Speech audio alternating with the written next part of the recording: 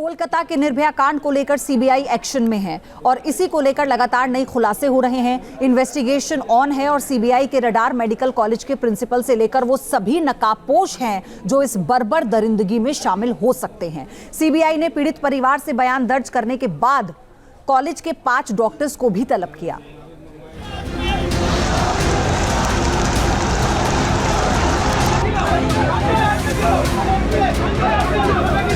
Rape, हमला और दरिंदगी, कोलकाता में निर्भया कांड।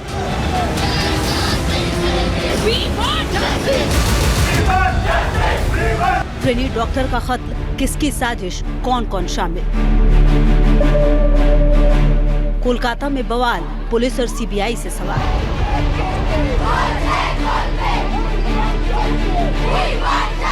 जब तक अच्छे से कार्रवाई नहीं होती है हम शांत नहीं बैठेंगे। कब तक आप चाहेंगे? बहुत अनसेफ एनवायरनमेंट है और कोई एक्शन वहाँ से नहीं उस तरीके से लिया जा रहा है। एक्शन में एजेंसी, रडार पर पूर्व प्रिंसिपल 19 गिरफ्तार।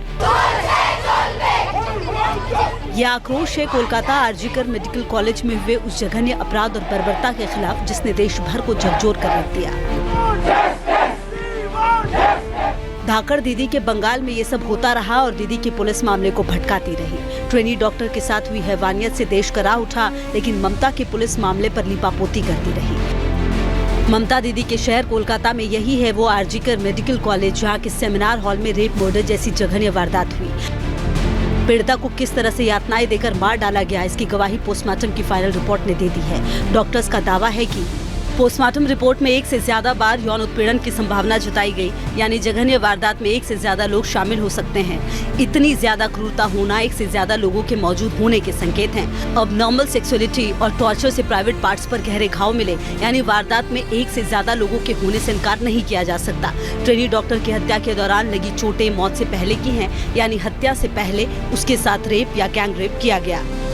पोस्टमार्टम रिपोर्ट ये भी बताती है कि उसका सिर दीवार से सटा दिया गया था। उसके बाएं पैर, होठ, मुंह, चेहरे और पेट पर गंभीर चोटों के निशान हैं। उसके चेहरे पर इतनी ज़ोर से वार किया गया कि उसका चश्मा टूट गया और कांच के टुकड़े आंखों में घुस गए।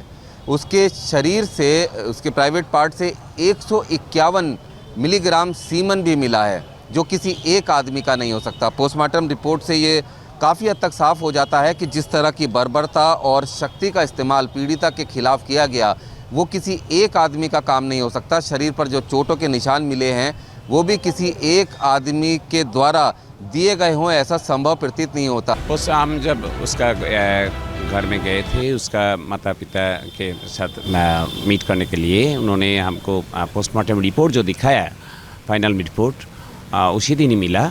उसमें ये साबित हो गया कि वो एक तो मल्टीपल इंजरीज जो है बॉडी के, उसका फेस में, स्कैल्प में और एवरी प्राइवेट पार्ट्स में जो multiple injury that can not be done by a single man.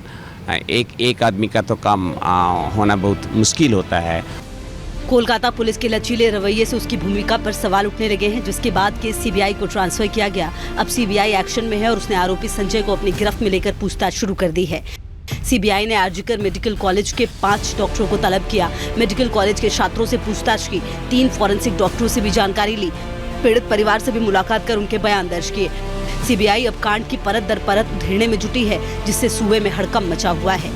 Kolkata के निर्भया कांड में 1 से अधिक लोगों के शामिल होने का शक सीबीआई को ही नहीं बल्कि कोलकाता हाईकोर्ट को भी है। इसलिए कोलकाता हाईकोर्ट ने सीबीआई को निर्देश दिए कि जांच आरोपी की गतिविधि पर भी केंद्रित हो, आरोपियों के फोन रिकॉर्ड की जांच हो, टावर लोकेशन डेटा की भी इंक्वायरी करे। मेरा लड़की चला गया, बस क्या होगा। हम लोग का इसके अगेंस्ट ड्यूटी में गया था, ड्यूटी से वापस ऑन ड्यूटी था। जस्टिस मिलना चाहिए, यही हम लोग का एक डिमांड है। और क्या बोले, हम लोग का पूरा उसका साथ है। और लड़की का माँ बोल रहा है कल से वो परसों दिन से रविवार से वो जरूरत पड़े तो आरजीकर के सामने धरने में बैठेगा। 31 साल की ट्रेनी डॉक्टर के साथ हुई हैवानियत से पूरे देश में आक्रोश है। देश भर के डॉक्टर सड़कों पर हैं और वो जल्द से जल्द इंसाफ की मांग कर रहे हैं।